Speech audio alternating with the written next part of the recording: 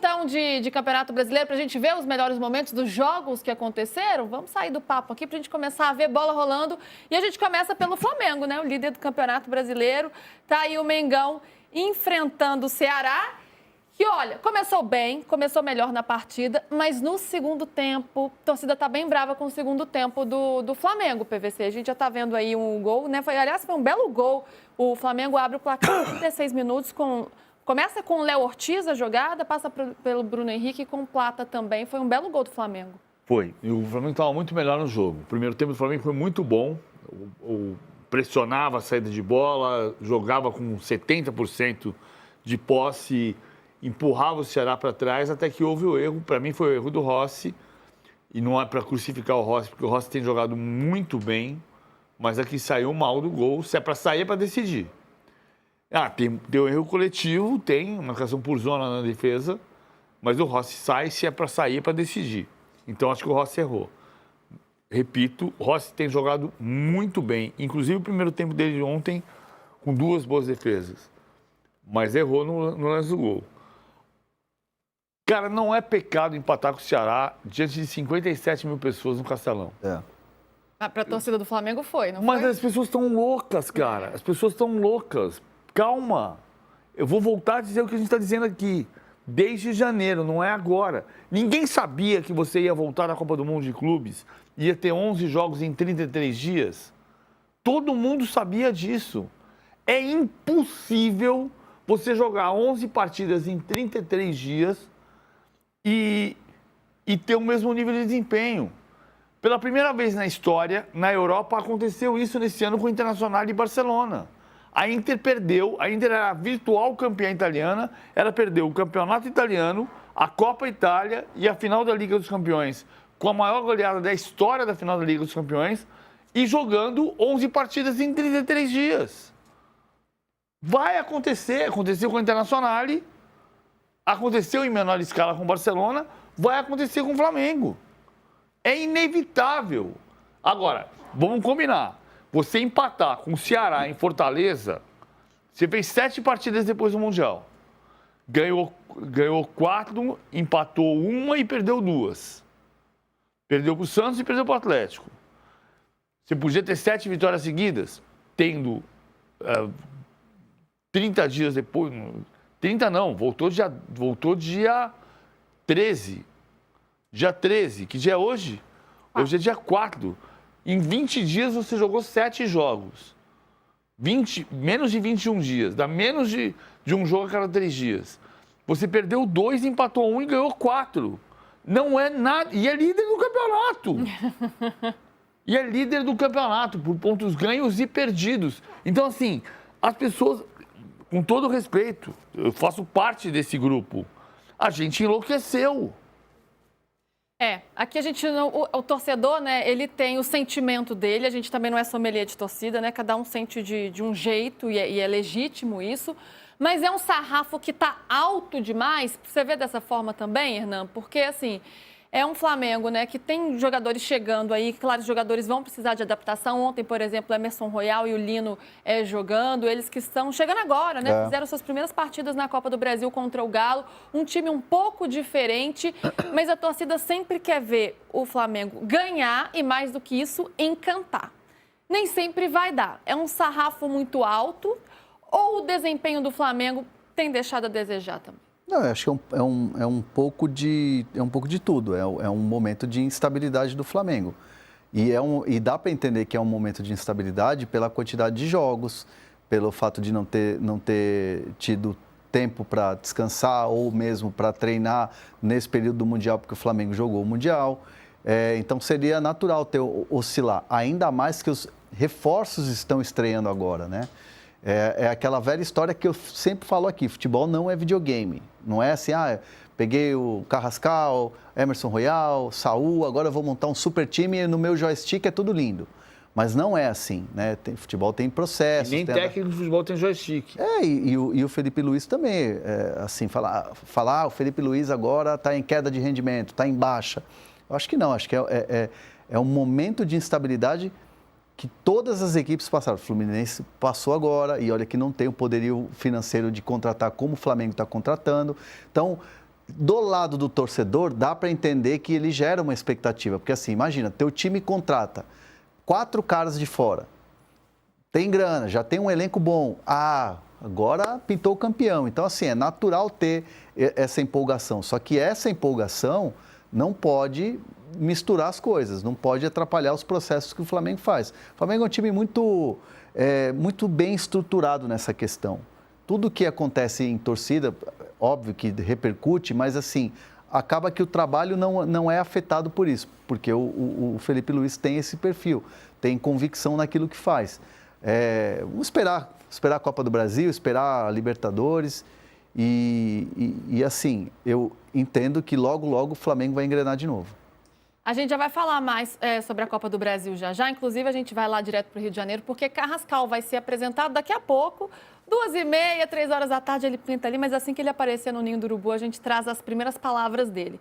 PVC, eu concordo com você sobre um nível de exigência que não é humano, assim, que às vezes se tem no futebol, mas é curioso como quando a gente vê algumas manifestações da torcida. Estou até de olho aqui no chat para a gente ter um pouco desse termômetro.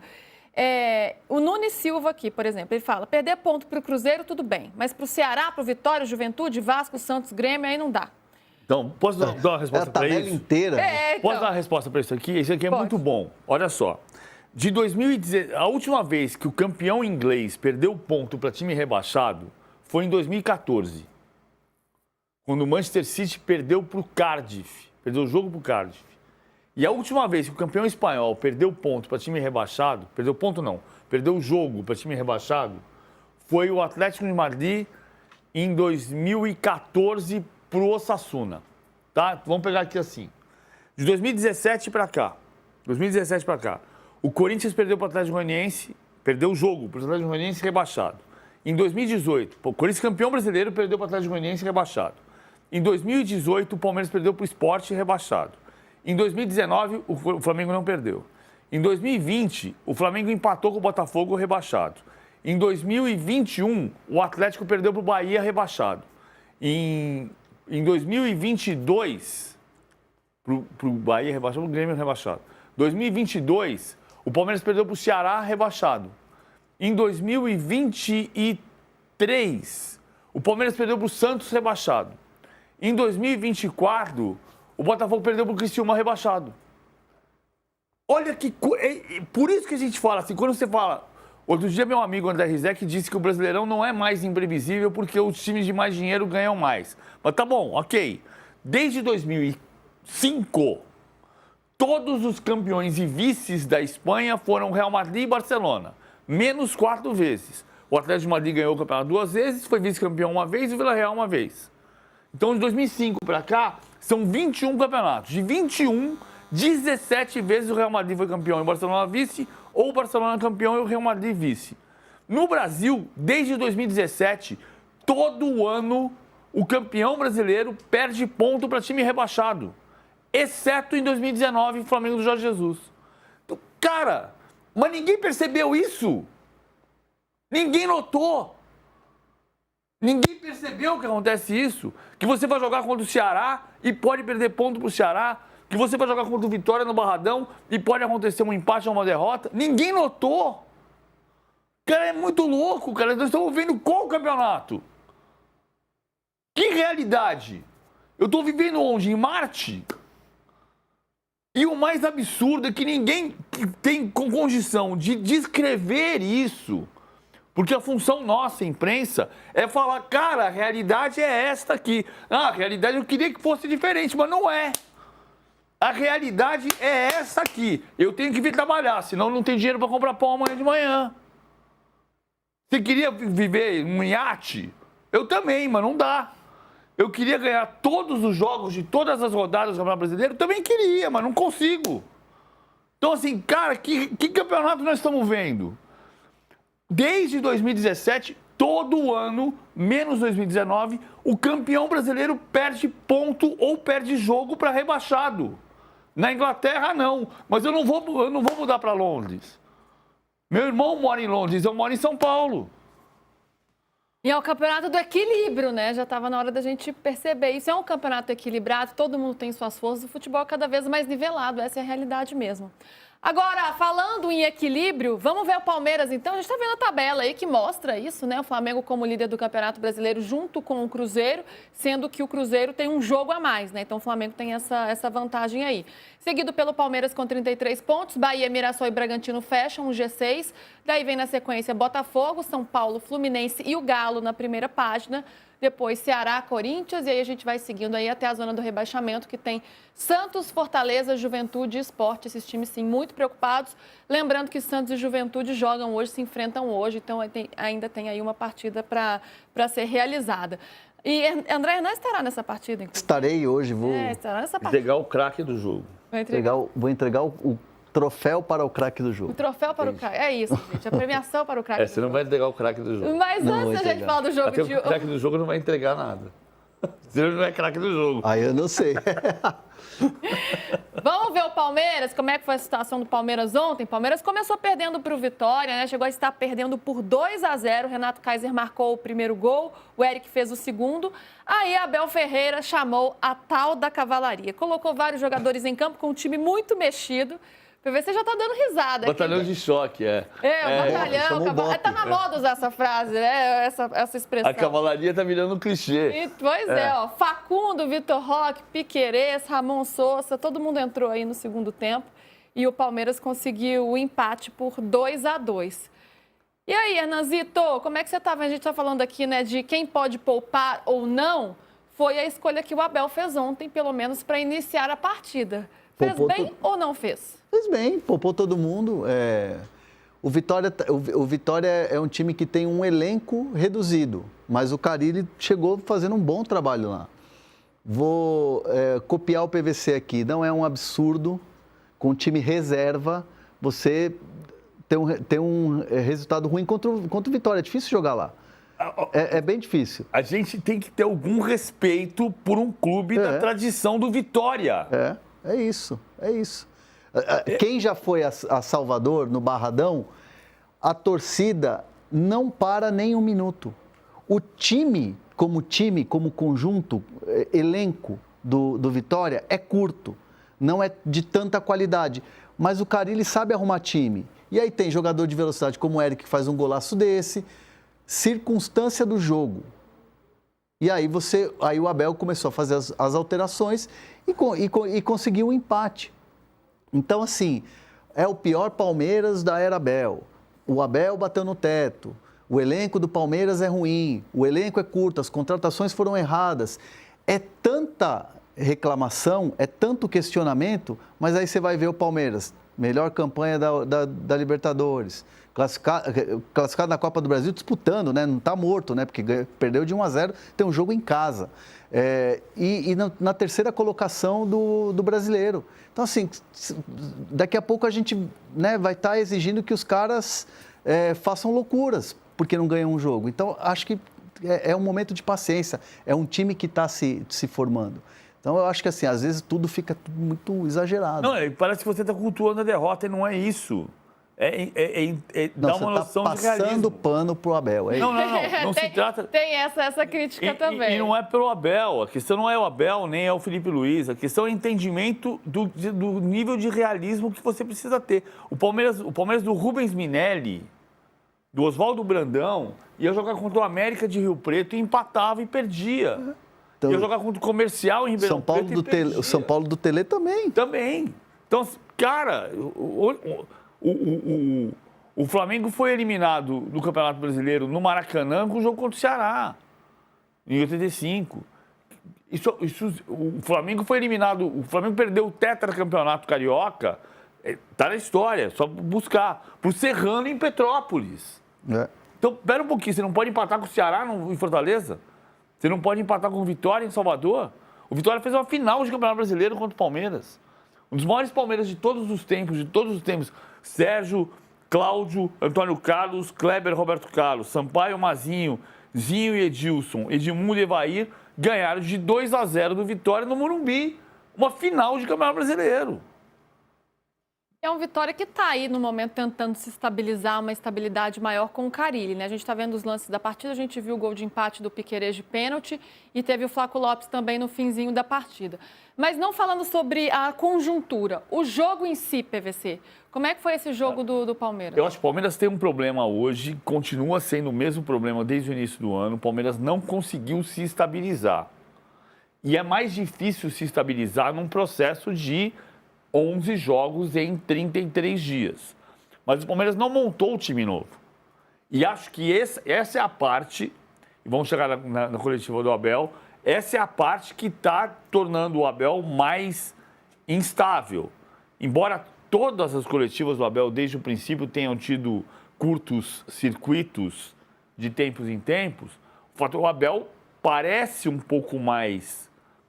Parece, nesse momento, deixa eu retirar um pouco mais, o Abel parece um pouco tenso e o time não parece estável.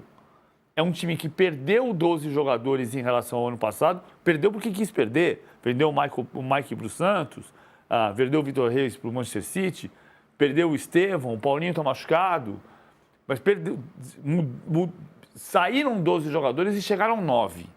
Então é um outro time. Esse time era para estar pronto já, também acho. Podia estar mais pronto. Tem muito jogador bom, então podia estar mais pronto, mas não está. O time não engrena, o time não encanta, o time não seduz. E o Abel está tenso com isso. E tem um derby na quarta-feira. Ontem, quando o time entrou com os titulares, corrigiu o meio-campo, que eu achei o meio-campo muito leve, né? Alan, Thales e Luigi eram os 3 meninos para conduzir o time. A bola não parava no ataque e o Vitória foi melhor que o Palmeiras.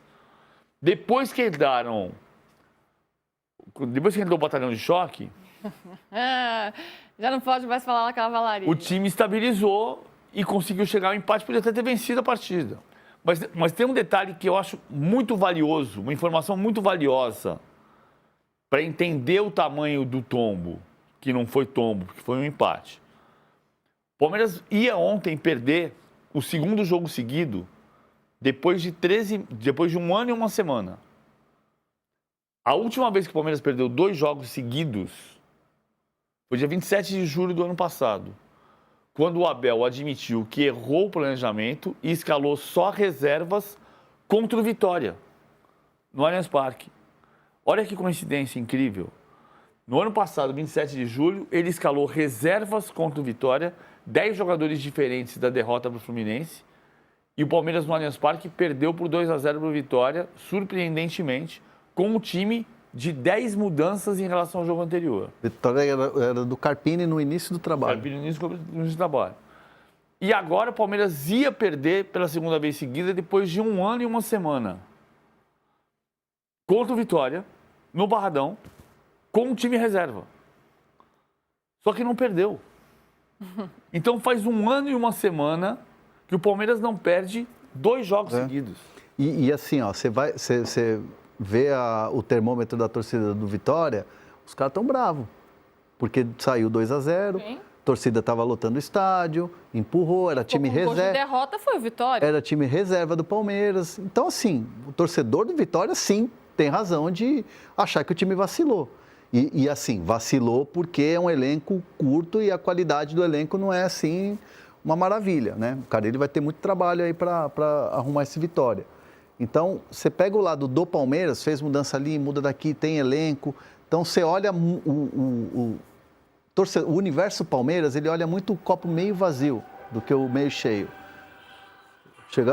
Dia 4, né? As contas começam a vencer, o PVC, o telefone toca. Os boletos vão chegando. Boletão. E as cobranças. Os boletos que ele não pagou, entendeu? É verdade, é verdade. Mas aí você vê o torcedor do Palmeiras olhando muito o copo meio vazio, né? Então, assim, cara, véspera de um derby. O derby tem que entrar numa vibração diferente, tem que entrar numa empolgação diferente. Óbvio que sim, é o derby, é jogo grande. E aí você pega um jogo em Salvador, reserva, aí recupera, eu vejo muito mais positivo do que negativo. Pela circunstância do jogo, né? Por esse lado não ficou ruim.